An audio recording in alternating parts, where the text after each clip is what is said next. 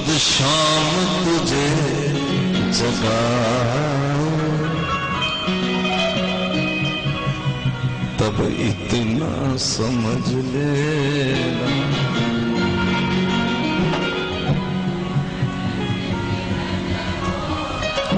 होना बेटा मरने के बाद ही है, होना मरने के बाद ही।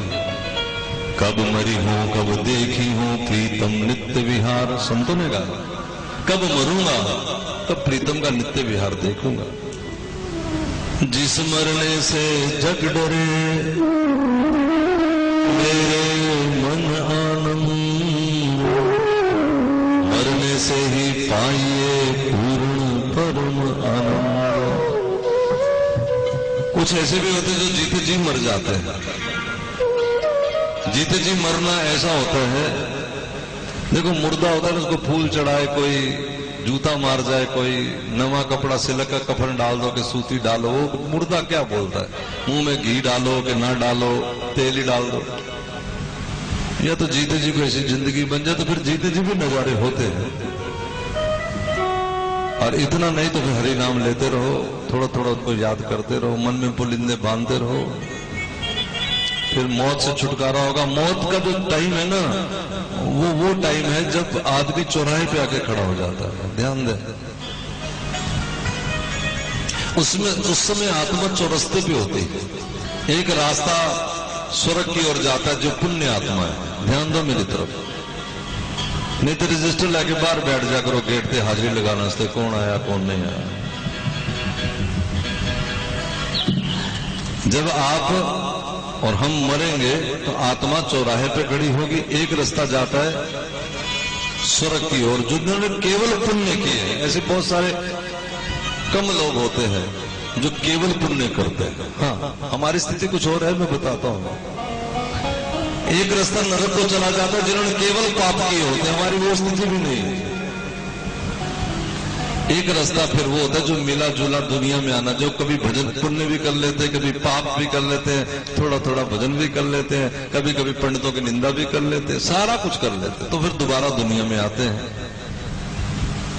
अच्छा, तुम समझते हो ना कि मायका, मैंने कहा है दुनिया माया का, समझना।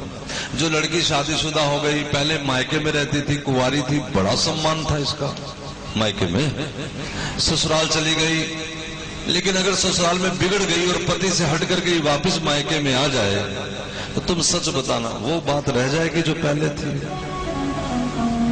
अब वो बात नहीं। पहले सम्मान, जैसे गर्दन उठा के चलती थी, थोड़ा गर्दन झुका के चलना पड़ता है, वो बात नहीं। इसी तरह आज हम दुनिया में गर्दन उठा के चल रहे हैं, कहीं मौत की घड़ी में वापस भेज दिए गए तो अगली बार कुत्ता बिला गधा बन के फिर गर्दन झुका के चलना पड़ेगा, गर्दन उठा के नहीं। ये कोई भूल ही जाए कि फिर अब हम कहेंगे हमने तो राम नाम जपा, आप कहते राम नाम वाले नरक नहीं जाते, बिल्कुल नहीं जाते। तो क्या कुत्ते कभी किसी संत के आश्रम में देखे कि नहीं देखे?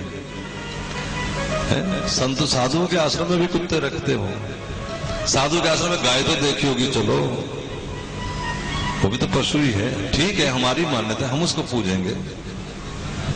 भैंस, गधा, घोड़ा, हिरन, सिंह, अपनी अपनी जगह सब पशु हैं।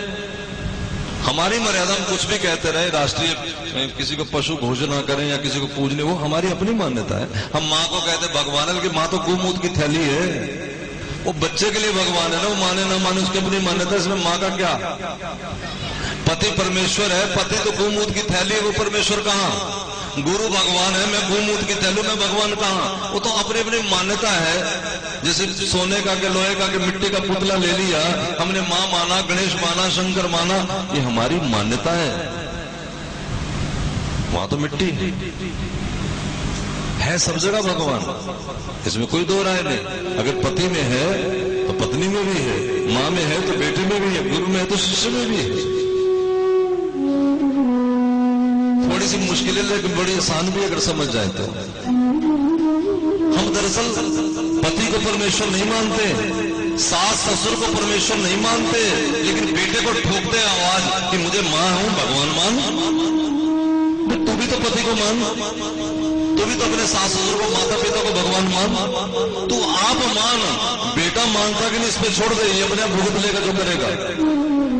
कबीरा तेरी झोपड़ी गल कटियन के पास, करणगे सो भरणगे तू क्यों बेउदास। हमारा दावा ही अलग है।